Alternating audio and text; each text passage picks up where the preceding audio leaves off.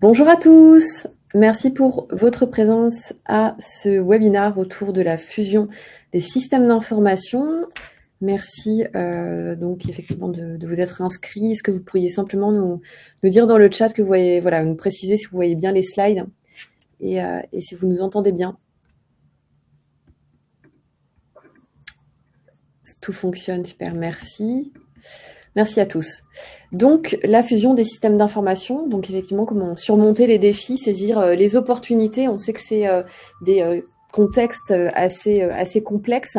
Très rapidement, en termes d'introduction, donc ce webinaire s'inscrit dans une série de ressources qu'on met à disposition sur notre site internet. Donc, on adresse vraiment tous les sujets autour de l'infrastructure en général, mais également de la transformation des systèmes d'information. Donc, vous retrouvez des livres blancs, des articles, une programmation de tables rondes à venir et également des replays de nos dernières tables rondes. Donc, n'hésitez pas à consulter notre site internet pour accéder à ces contenus. Très rapidement, donc Synapsys, nous sommes une société de services spécialisée dans la transformation des infrastructures informatiques. Donc, on a un certain nombre d'expertises, notamment dans les domaines du modern workplace, du cloud, du DevOps, de la cybersécurité et de la data. Et on a également un pool de consultants spécialisés dans la transformation des systèmes d'information qui accompagnent les entreprises en fait dans leurs enjeux un peu de transformation. Typiquement comme sur le sujet en fait qu'on adresse typiquement aujourd'hui. Très rapidement, donc, on est 180 consultants répartis à Lille, à Lyon et à Paris en France, et également à Kuala Lumpur. Et on accompagne donc les entreprises de tout secteur d'activité, des entreprises plutôt de taille importante ou de taille intermédiaire. Voilà, n'hésitez pas à nous interroger, nous solliciter si vous souhaitez plus d'informations par rapport à nos domaines d'expertise. J'ai le plaisir d'être avec Sylvain Monceau, manager de transition aujourd'hui. Donc, je te laisse te présenter en quelques mots, Sylvain. Merci Nathalie, bonjour à tous. Donc, je suis Sylvain Monceau, je suis manager de transition et directeur de projet. Donc, j'accompagne nos clients dans des missions de transformation de leur SI, d'évolution des organisations, de conduite du changement et d'amélioration continue. Voilà, depuis une quinzaine d'années dans des domaines de métiers divers et variés comme l'industrie, les mutuelles, des assurances, des télécoms et de l'énergie. Merci. Donc effectivement, donc aujourd'hui, le sujet qui nous intéresse, c'est la fusion des systèmes d'information, quand on a effectivement des acquisitions, etc. N'hésitez surtout pas à poser vos questions en live dans le chat. On y répondra donc en direct. Enfin, Sylvain y répondra en direct, mais on a également des personnes en interne qui peuvent y répondre directement, voilà, dans le chat. Donc vraiment, n'hésitez pas, c'est le moment. Donc je te laisse introduire, Sylvain. Donc la fusion des SI, une opération complexe. Oui, une fusion de systèmes d'information, c'est une opération complexe. Déjà, un système d'information lui-même en tant que tel, c'est une structure relativement complexe avec des infrastructures, des flux, des applications, des logiciels, des environnements de travail divers et variés. Donc déjà, maintenir, gérer un système d'information, c'est déjà un défi en tant que tel. Donc fusionner des systèmes d'information avec des disparités, vous comprenez bien que c'est une opération aussi assez complexe, sachant que c'est un défi technique, mais pas que, nous allons le voir, parce qu'il y a aussi une organisation qui gère chacun des SI. Donc, quid lorsque nous devons fusionner plusieurs systèmes d'information. Donc, les objectifs de ce webinaire, c'est de vous partager notre vision, notre approche sur la fusion de systèmes d'information, de voir comment relever les défis et aller jusqu'à en dégager certaines opportunités. Donc les enjeux d'une fusion de systèmes d'information, donc ça peut dépendre de la source de la fusion. Donc souvent une fusion de systèmes d'information fait suite à une fusion au niveau de la société elle-même, donc une acquisition par exemple ou l'intégration d'une filiale, mais pas toujours. Ça peut aussi être le cas de fusionner des systèmes d'information ou des sous-systèmes d'information pour faire un système d'information commun dans le cadre d'une modernisation, d'une rationalisation du système d'information. Dans tous les cas, les principaux enjeux donc, à soutenir sont des enjeux de développement, voilà, pour assurer la croissance de l'entreprise, des enjeux de compétitivité, pour pouvoir faire évoluer le SI pour s'aligner au marché, des enjeux de performance aussi, pour garantir un niveau de service, voilà, lié aussi à la croissance, assurer que le service rendu par la DSI continue à perdurer au même niveau, et aussi des enjeux financiers, parce que s'agissant de mutualisation d'infrastructures, entre autres, ça peut être l'occasion aussi de mutualiser un certain nombre de dépenses. Donc nous proposons d'aborder ce sujet selon 3 axes. Donc exposer d'abord les différents types de défis techniques, organisationnels et humains. Ensuite, nous parlerons de l'approche et des conseils méthodologiques pour une fusion réussie. Et enfin, pour mettre un petit peu plus de concret, nous évoquerons un cas pratique, un retour d'expérience que j'ai pu opérer de fusion de systèmes d'information orienté chaîne de support aux utilisateurs. Vas-y, je t'en prie, tu peux démarrer par les défis techniques, Sylvain. Alors, j'aime bien prendre une analogie. Donc, on parle de fusion de SI, on pourrait aussi parler de mariage de SI. Donc, un mariage de SI, ça peut être comme dans un mariage dans la vraie vie, un certain nombre de défis à relever quand 2 personnes doivent se mettre ensemble. Donc, des défis techniques, au niveau de la maison. Est-ce que l'un va venir habiter chez l'autre? Est-ce que c'est une maison neuve dans lesquels il va falloir faire entrer tous les meubles de chacun, des défis organisationnels aussi, des défis humains. Donc une fusion de SI, c'est au niveau technique, ça s'y rapproche également. Et donc on parle de défis pas que techniques, même si le cœur du sujet est souvent technique. Il y a aussi une composante organisationnelle et humaine dont il faut tenir compte pour une fusion réussie. Donc, les défis techniques, quoi et comment fusionner. Donc, chaque système d'information a ses propres spécificités techniques dont il faut tenir compte pour définir et atteindre la cible du SI unifié, du SI commun. Donc, il y a des disparités, des composants communs sur lesquels on va pouvoir s'appuyer, une maturité technologique différente en fonction des systèmes d'information, même si ce sont parfois les mêmes logiciels, ils ne sont pas toujours la même version, donc des alignements à faire.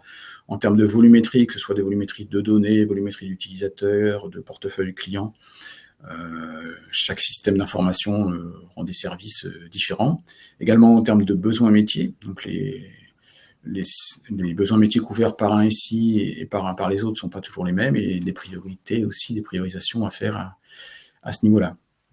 Donc les défis techniques va consister à bien déterminer la cible et la stratégie de migration vers cette cible sur différents domaines. Donc ne pas oublier un des domaines, c'est important. Donc il peut y avoir des convergences côté infrastructure, donc un SI qui serait hébergé plutôt côté data center, un autre qui utiliserait plutôt des technologies cloud, des convergences système aussi en termes d'hébergement de données, des convergences aussi au niveau de la durée d'entreprise. Souvent chaque SI a aussi son propre Active Directory.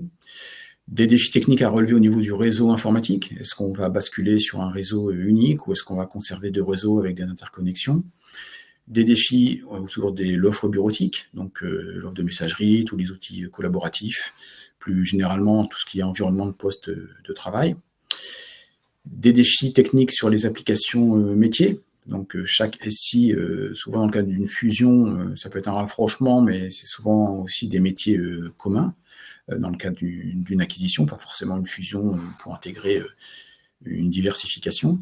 Donc dans ce cas-là, il y a des choix à faire au niveau des applications métiers qui sont poussées par le métier, et la DSI doit suivre. Donc ça peut être sous forme de passerelle à mettre en place ou d'interface entre différentes applications, ou lorsqu'il s'agit de ne retenir qu'une des 2 applications, une migration de données. Ensuite, ça peut être aussi des problèmes de compatibilité, donc une application qu'on va porter sur le nouveau système d'information avec toute sa structure technique, est-ce qu'elle continue à fonctionner correctement? Et dans le cas contraire, il y a une remédiation à faire, donc soit une montée de version de logiciel ou des redéveloppements à faire pour s'assurer que les applications métiers vont continuer à bien fonctionner dans le nouveau système d'information. Et sans oublier aussi la composante les outils IT for IT, donc à savoir les outils utilisés par l'informatique elle-même. Donc il y a un certain nombre d'outils que l'informatique utilise pour opérer, rendre le service, maintenir le service, mettre en place les évolutions. Donc notamment, on a cité quelques-uns, mais il y en a d'autres, des outils d'ITSM, donc de gestion des tickets, les outils de ticketing, de gestion des incidents, des demandes, des problèmes, des outils d'ITAM, donc d'Access Management, donc là tout ce qui est gestion des actifs informatiques, qu'ils soient logiciels ou matériels, des outils d'identité et de gestion des accès, des outils aussi parfois côté cybersécurité, et tout un tas d'outils au niveau de l'exploitation, de la production, que ce soit de l'automatisation, de l'ordonnancement, de la supervision. Donc là aussi, comme on va fusionner plusieurs SI, c'est intéressant de mettre en commun les outils IT for IT. Côté défi organisationnel, donc fusion des systèmes d'information ou de la DSI, donc il va s'agir ici de, en fait, pour reprendre l'analogie avec le mariage de deux personnes, chacun qui vivait séparément avait sa propre organisation, ses propres méthodes, ses propres façons de faire de manière indépendante. Et il va s'agir de réussir à fonctionner ensemble, quitte à faire certains compromis. Donc c'est exactement la même chose pour la fusion de SI. Donc on va essayer de définir l'organisation cible la plus efficiente pour gérer les nouveaux SI. Il y a souvent des modes de fonctionnement hétérogènes, donc au niveau des processus IT qui sont mis en place, qui sont parfois différents ou pas opérés de la même manière. Les procédures, les modes opératoires, les fiches consignes utilisées par les différentes équipes aussi qui sont différentes, les outils associés, on vient de les voir aussi à mettre en commun, et au niveau de la documentation qui supporte tout ça, il y a aussi parfois des disparités qu'il va falloir aligner. Au niveau de la DSI, donc de la gouvernance elle-même, donc de la direction de la DSI, donc souvent ce sont des équipes différentes qui gouvernent. Il y a parfois différents directeurs, chefs de service, et lorsqu'on fusionne les SI, il arrive parfois aussi qu'on fusionne les DSI. Donc c'est aussi un défi à relever en termes d'organisation. Il va y avoir des managers ou d'autres personnes dont le rôle va changer, qui vont se retrouver en doublon. Donc faut réussir à redéfinir les postes, les missions pour que la gouvernance du nouveau système d'information unifié continue à fonctionner correctement. Un autre axe organisationnel aussi à étudier, ce sont les stratégies d'internalisation ou d'externalisation. À savoir qu'il arrive qu'entre les différents SI qu'on fusionne, il y a parfois certains qui sont plutôt mis en place ou dirigés par des internes, donc des collaborateurs internes, et parfois on a plutôt fait appel à de l'externalisation, donc des prestataires de services en mode forfait ou autre. Donc là, s'agissant d'un nouveau système d'information, quelle est la stratégie qui va l'emporter? Ça peut être en fonction des différents pans, des différents volets, soit plus d'internalisation, soit plus d'externalisation. Et donc, nous voyons bien arriver le défi suivant. Dès qu'on parle d'internalisation et d'externalisation, ça nous amène à des défis humains. Parce c'est bien d'avoir mis en place la technique et les modes de fonctionnement, mais c'est surtout des hommes qui sont au cœur du sujet, comme c'est un changement majeur, tout ce qui est accompagnement au changement, c'est indispensable dans ce genre de sujet. Donc il faut bien à la fois assurer une communication à tous les étages, du début jusqu'à la fin du changement, pour s'assurer une adhésion des parties prenantes. Et souvent, c'est un sponsoring assez fort, au-delà de la DSI. Souvent, dans ce genre de sujet, c'est un sponsoring de la direction générale, parce que la DSI doit suivre, c'est souvent une fusion côté métier. Donc, pour que tout le monde, toutes les parties prenantes, et il n'y a pas que des parties prenantes de la DSI, donc c'est pour ça que c'est important d'avoir un sponsoring assez haut niveau. Donc, quels sont les types de personnes qu'il faut accompagner? Donc, bien sûr, les utilisateurs, donc on ne parle pas trop des clients. Bon, les clients, c'est souvent plutôt le métier qui s'occupe d'accompagner les clients, les utilisateurs du système d'information, dont les outils peuvent changer, les applications métiers peuvent changer, les modes de connexion, l'environnement du poste de travail. Tout un tas de choses vont pouvoir évoluer, donc il faut les former, les accompagner. Les acteurs de la DSI, bien sûr, eux-mêmes qui vont opérer les changements techniques, qui vont faire la fusion. Donc il faut qu'ils sachent quoi faire, comment le faire et quand le faire. Et toujours au niveau des collaborateurs de la DSI, mais là plus en tant que collaborateurs salariés, ils peuvent être personnellement impactés du fait que dans le cadre d'une fusion, il peut y avoir des évolutions d'organisation au niveau des managers comme des subordonnés. Ce qui nécessite d'impliquer des fonctions support autres que la DSI, comme la RH, pour accompagner les collaborateurs dont le métier pourrait évoluer, ou les achats et les juridiques quand il s'agit plus des contrats de prestataires de services impactés à revoir en cas de mutualisation. Parce que dans ce cas-là, souvent, comme ça s'accompagne d'une croissance, il y a plus de volume de données à traiter, donc ça peut être intéressant de mutualiser certains nombres de contrats avec des fournisseurs. Alors l'approche et les quelques conseils qu'on peut vous donner pour une fusion réussie. Donc on l'a vu, les défis sont nombreux et variés, techniques, organisationnels et humains. Et ça nécessite une approche particulière si on souhaite pouvoir les relever dans les temps et avec succès. Donc fusionner des SI, tout un programme. Et c'est même un programme de transformation. À savoir que c'est plus qu'une transformation, à savoir qu'on c'est plus que prendre les différentes briques des différents SI pour les mettre à un endroit commun et espérer que ça fonctionne. Ça nécessite forcément une transformation sous différents axes. Déjà, l'objectif du programme de transformation, ça va être au niveau des objectifs prioritaires de relever les défis, donc ce qu'on appelle les must-do. Et on peut positionner comme objectif secondaire les opportunités qu'on pourrait en dégager, donc les nice-to-have. Donc le programme de transformation on propose une constitution en différents projets, lots ou chantiers avec leur propre périmètre, planification et équipe ressources dédiées pour pouvoir les mener à terme, et avec un pilotage, un suivi budgétaire et un plan de communication qui est porté au niveau transverse par le programme pour qu'on puisse faire de la coordination et assurer la cohérence d'ensemble. Les grandes étapes de la démarche, donc trois principales étapes et puis une quatrième qui est plus transverse. La première, c'est de faire un audit de l'existant. Fusionner des SI, c'est bien, hein, encore faut-il avoir connaissance de ce qu'on souhaite fusionner. Donc ça nécessite une connaissance approfondie de la composition de chaque système d'information, donc des points de convergence ou des composants communs qu'il va falloir unifier pour déterminer la cible. On parle souvent du meilleur des deux mondes, donc même si le choix est de se dire on va intégrer dans un SI principal, un SI secondaire, il peut y avoir aussi parfois en termes de maturité technologique par exemple des sujets qui sont mieux faits ou mieux portés dans un SI plutôt que dans un autre, donc on va essayer de prendre le meilleur des deux mondes pour dresser la cible. Donc bon, ces étapes sont détaillées dans des slides plus tard, donc je passe un peu vite sur ces points-là. Une fois l'audit de l'existant fait, ça va nous permettre de composer, de planifier les lots, donc d'établir un budget, des plannings, de réserver les ressources, des livrables, des indicateurs. Et ensuite, il restera à dérouler le changement, donc les changements techniques. Donc on parle de défis techniques, mais pas que.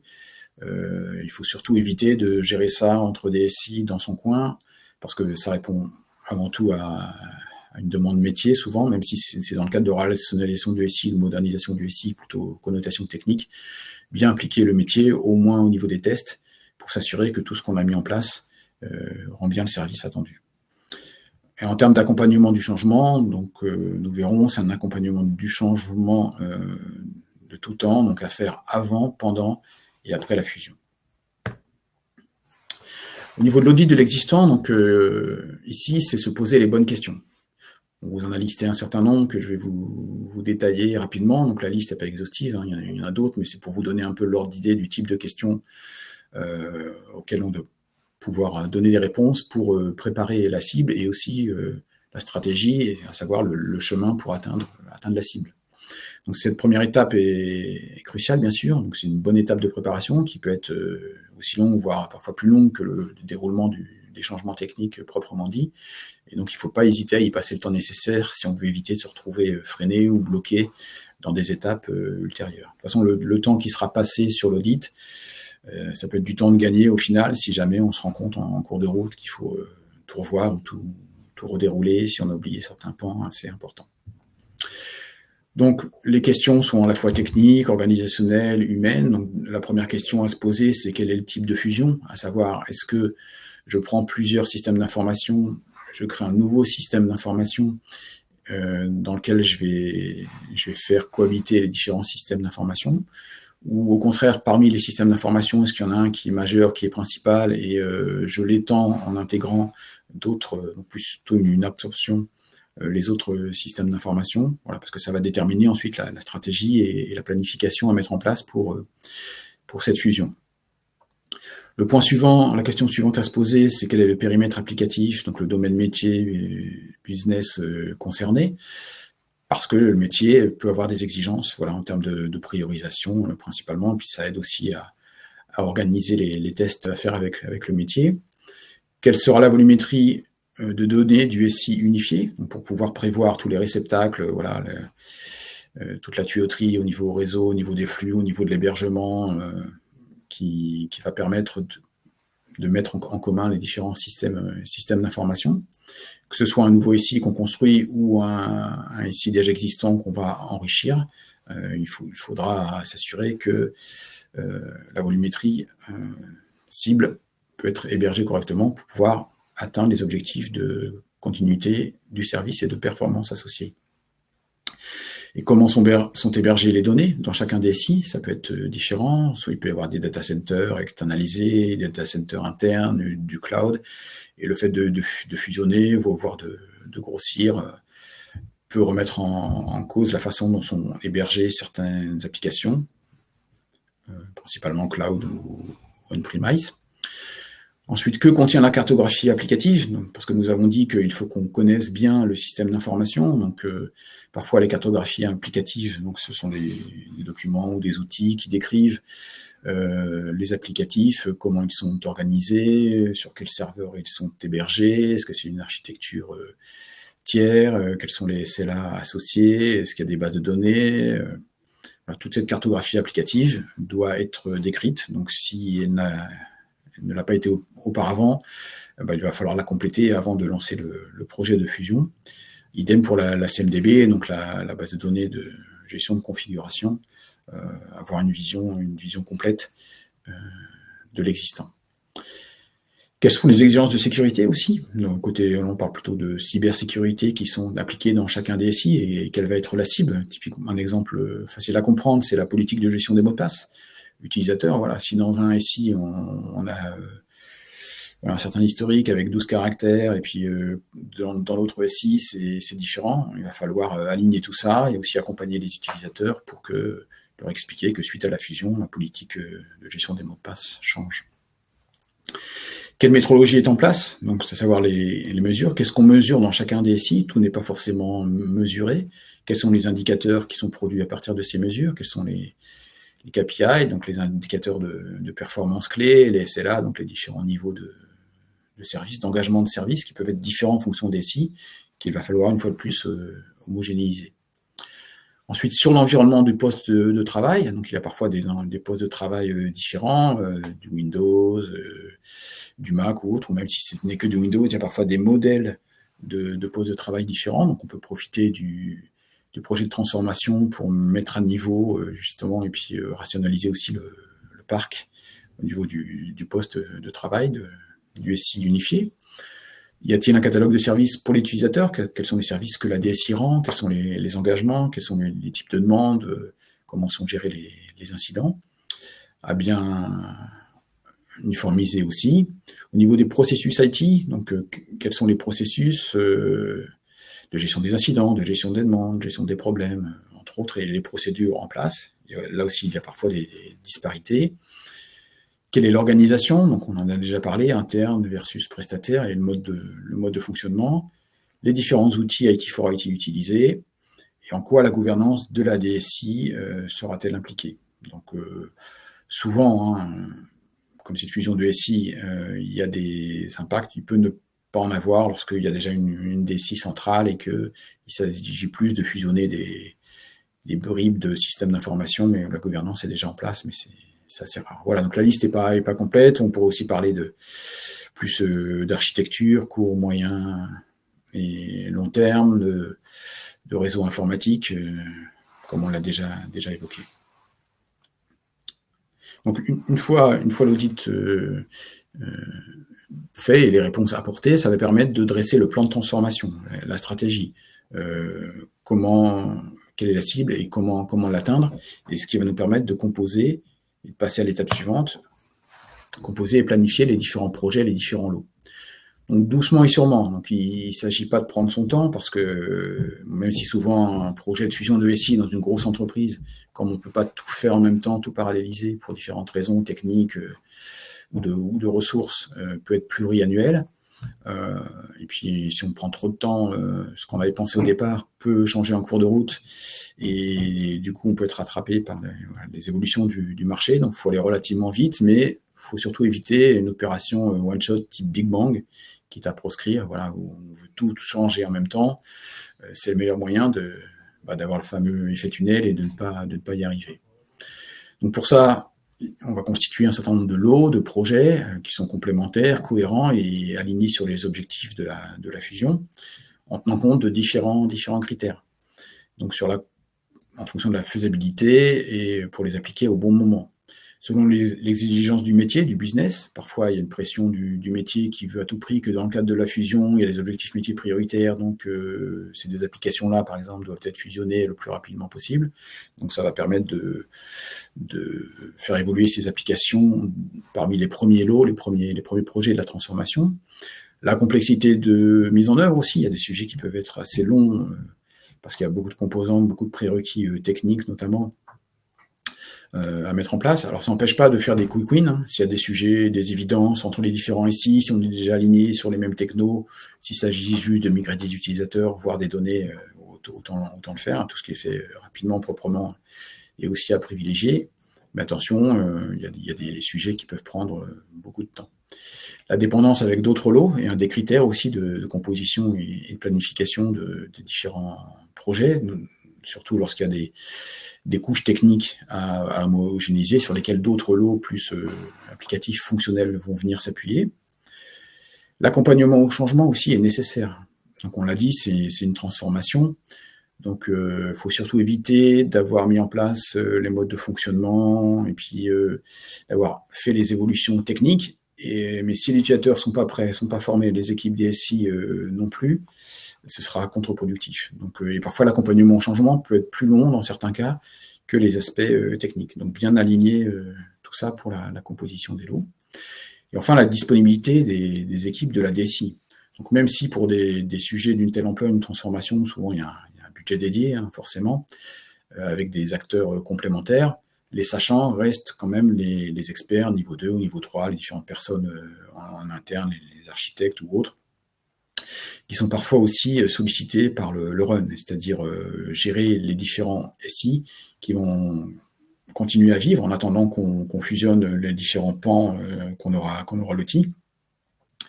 Et là, souvent, une des difficultés, c'est de pouvoir détacher ces ressources du run, d'où l'importance encore d'avoir un sponsoring assez fort pour que ce projet soit traité comme un projet prioritaire, qu'on prenne suffisamment de marge, parce que les incidents en production, il va toujours y en avoir, donc il va falloir quand même les traiter, mais avoir suffisamment de ressources pour pouvoir lotir en conséquence, pour ne pas que le projet vampirise non plus toutes les ressources et qu'on puisse continuer à fonctionner au niveau du run. Ensuite arrive le déroulement du plan de transformation et l'accompagnement au changement. Donc ce qui va être important, comme c'est une transformation, on va souhaiter mesurer si on a atteint la cible. Donc ça, c'est déjà bien, donc mettre en place un certain nombre d'indicateurs, mais qui ne sont parfois pas mesurés. Donc il va falloir, dans la phase de préparation, les mettre en place, donc avant et les mesurer, et après chaque changement, pour s'assurer au moins que le service rendu par la DSI est au même niveau, et si on peut faire mieux, c'est tout ça de gagner. Au niveau de chaque lot, donc chaque lot est géré par un projet, donc avec les méthodologies propres de chaque société.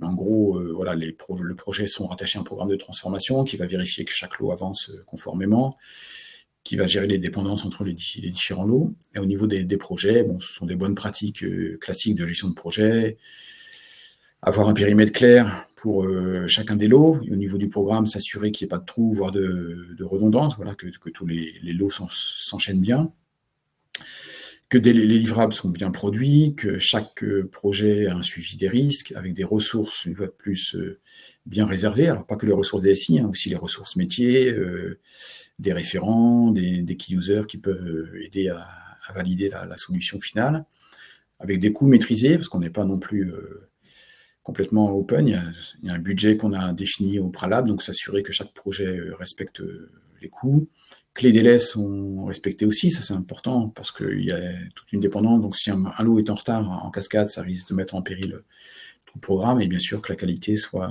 au rendez-vous. Et au niveau de la réalisation de l'accompagnement au changement, donc c'est un accompagnement au changement approprié, voilà, pour les utilisateurs, bien sûr, pour les changements visibles, on va dire, donc pour tout ce qui est applicatif métier ou aussi bureautique, mais aussi pour les équipes de la DSI. Donc, ce qu'il arrive parfois, c'est qu'on en profite pour homogénéiser tous les processus et étendre des processus aux équipes d'un SI qui ne travaillait pas forcément sur ce processus-là, par exemple, qui n'avait pas de gestion de problème et qui avait déjà des gestions d'incidents, gestion des demandes. Donc, on en profite pour mettre en place la gestion des problèmes pour tous les SI unifiés. Donc, il va falloir accompagner les équipes DSI au-delà des actes techniques pour réaliser le changement, aussi plus tard pour pouvoir assurer le run et opérer le système d'information unifié. Donc, même si c'est un point important, je vais assez rapidement sur ce sujet-là, réaliser un accompagnement au changement approprié. Bon, Nathalie vous en reparlera, mais on a fait une table ronde qui détaille bien, plus approfondie toutes ces étapes de préparation au changement, accompagnement au changement et les actions post-changement aussi à faire, et on vous repoussera le lien si vous êtes intéressé.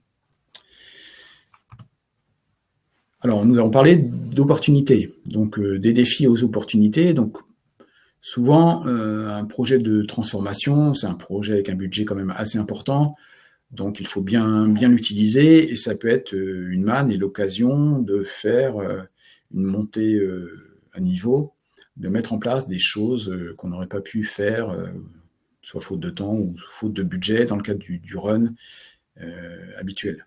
Donc, notamment implémenter des technologies plus modernes, donc la modernisation du SI. Donc forcément, ça va tirer, on parlait tout à l'heure du meilleur des deux mondes, donc ça va tirer vers le haut tous les composants des différents SI, et ça va permettre de mieux gérer l'obsolescence, de diminuer la dette technique, et aussi d'améliorer la satisfaction des utilisateurs. Les utilisateurs sont très friands des technos un petit peu modernes. Souvent, ils aimeraient bien retrouver dans leur entreprise ce qu'ils ont un petit peu à la maison.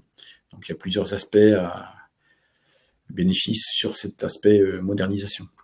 Si la fusion est liée à une croissance, ce qui est souvent le cas, donc en profiter pour renégocier les contrats des prestataires de services ou d'hébergement. L'idée derrière ça, c'est de se dire que comme il y avoir plus d'utilisateurs, plus de volumétrie, on peut négocier des tarifs plus avantageux, et l'idée, c'est que le système d'information, au final, puis on rejoint là des notions de ROI, de retour sur investissement, coûte moins cher à maintenir que la somme des différents SI qui l'ont composé, ce qui peut permettre aussi d'absorber une partie du coût du projet.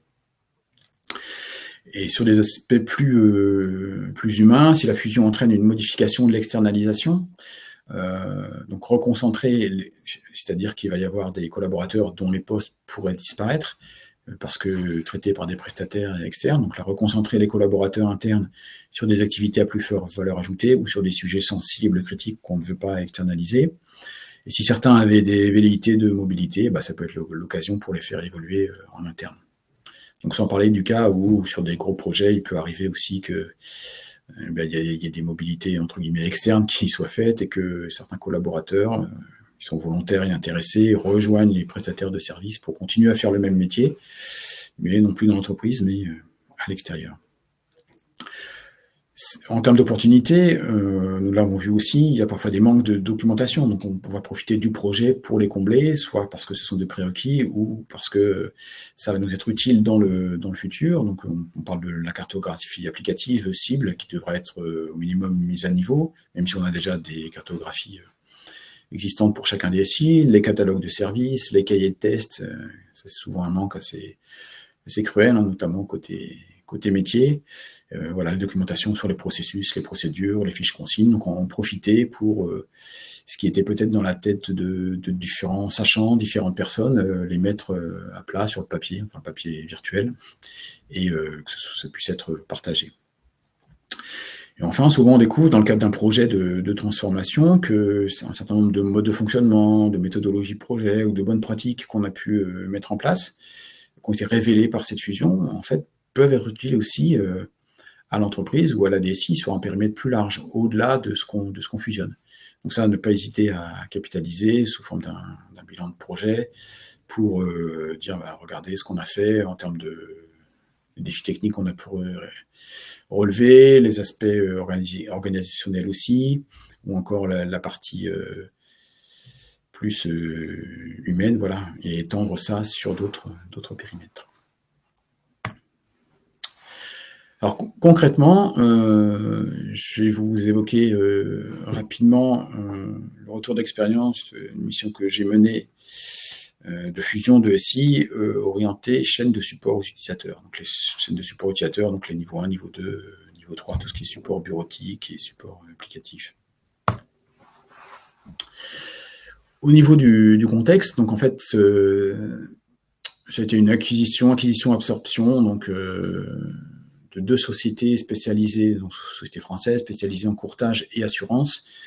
Donc les 2 sociétés qui ont fusionné pour devenir le leader français du domaine, donc du courtage en assurance, voire du leader européen à terme.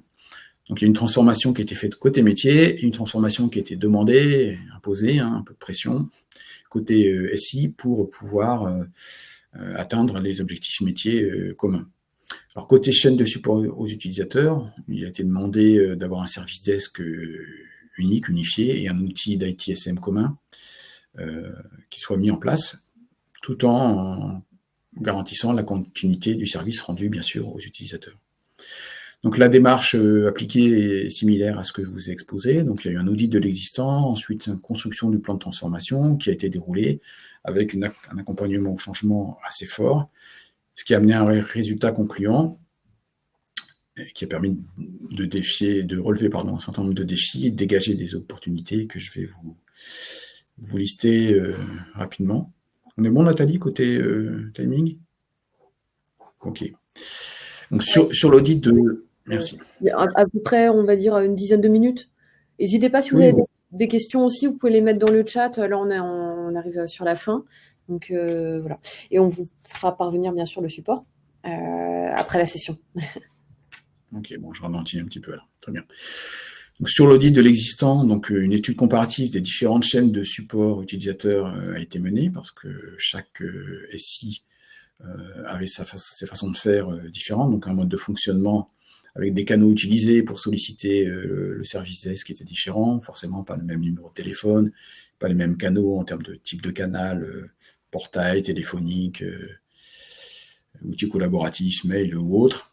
Les processus de gestion des services, donc ITSM, gestion des incidents, gestion des demandes n'étaient pas les mêmes non plus. Donc la gestion des incidents critiques, notamment les incidents de masse majeure, n'étaient pas traités de la même manière.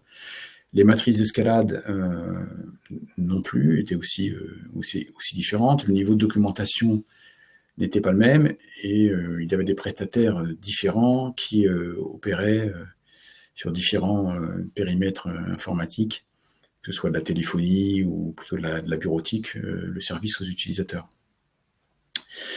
Côté engagement sur les niveaux de service, donc d'un côté il y avait un catalogue de services, de l'autre il n'y en avait pas vraiment. Côté des outils ITSM utilisés, pour la gestion des tickets, chacun forcément avait son propre outil, avec des fonctionnalités équivalentes, mais pas poussées forcément au même niveau.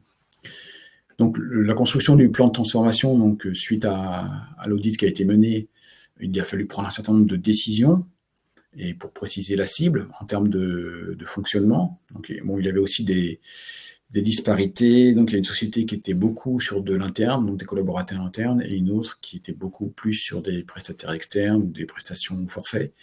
Donc il a fallu repréciser le mode de fonctionnement. En termes d'outils, donc il a été retenu un seul outil unique d'ITSM. Au niveau des engagements, ils ont été alignés, tout ce qui est CELA. Et au niveau des prestataires, donc on n'a retenu qu'un prestataire et on en a profité pour étendre son périmètre. Donc non seulement on a étendu son périmètre pour couvrir les 2 sociétés qui fusionnaient, mais aussi on a étendu son périmètre donc de manière plus large pour faire des économies d'échelle, comme je vous l'évoquais tout à l'heure, en étendant au-delà du helpdesk, en nous confiant aussi le support de proximité, tout ce qui est kiosque IT pour les utilisateurs. En termes d'accompagnement, donc dès le départ, plusieurs mois, dès que la décision a été prise de fusionner les SI, donc il y a eu un plan de communication qui a été dressé, d'abord plutôt général, puis plus on approchait de l'échéance, plus c'était précis avec des informations détaillées, sous différentes formes. Les formations ont été menées, des transferts de connaissances aussi, parce qu'en fait, il a fallu transférer, il y a parfois des connaissances qui étaient gérées par des internes qu'on a confiées aux prestataires, où il a aussi fallu que le prestataire retenu monte en compétence sur les activités faites par d'autres prestataires. Voilà, tout un transfert de connaissances a été adressé. Et en termes de priorisation et de lotissement, donc pour ce programme de mise en place d'un service desk unifié, on a répondu à la logique on va prioriser le helpdesk. Donc on a d'abord unifié tout ce qui est helpdesk, donc prise d'appel. Donc c'est un helpdesk qui a un peu évolué, hein. Ce n'est pas que du niveau 0, c'est aussi du niveau 1 plus, c'est-à-dire qu'il traite les appels et il traite aussi certains incidents sur fiche consigne, certaines demandes avant d'escalader à des supports niveau 2 ou niveau 3. Donc le helpdesk était la priorité, parce que c'est un peu la vitrine de la DSI, le point de contact avec les utilisateurs. Et dans un deuxième temps, la proximité unifiée a été mise en place. Oui, alors au niveau du périmètre, donc on parle de 6 000 utilisateurs environ, donc de 50 000 tickets, incidents et demandes par an, soit à peu près 150 à 200 appels par jour. Et au niveau de la chaîne de support, ça représente 200 personnes, entre niveau 1, niveau 2, niveau 3, pour rendre le service aux utilisateurs. Au niveau du déroulement du plan de transformation, donc on a suivi la logique suivante. On a d'abord mis en place un catalogue de services communs pour aligner les SLA, aligner les différents types de demandes qu'on peut mettre en place, et qui a servi de base, ce catalogue de services, pour ensuite homogénéiser les processus. Voilà, les processus, même les procédures, donc tout ce qui est gestion des demandes, des incidents, des problèmes et les procédures associées. Au niveau de l'outil unique d'ITSM, ça a été un chantier en tant que tel. Comme on a retenu un outil unique, il a été décidé de migrer les données de l'ancien outil vers l'outil historique de l'autre SI, en conservant 3 ans de tickets.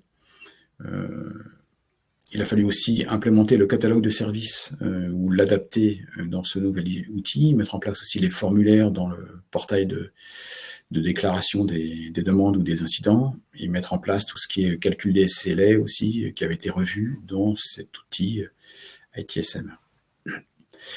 Sur l'accompagnement au changement, il a été mené à 2 niveaux. D'abord au côté utilisateur, donc des communications diverses et variées, comme je l'évoquais, avec des guides d'utilisation du portail ITSM, parce que même si des anciens utilisateurs du SI qui utilisaient déjà cet outil-là avaient l'habitude, les autres utilisateurs qui venaient de l'autre SI, pour pas qu'ils soient perdus, il a fallu les guider, les accompagner. On en a profité pour faire une montée de version de l'outil unique ITSM.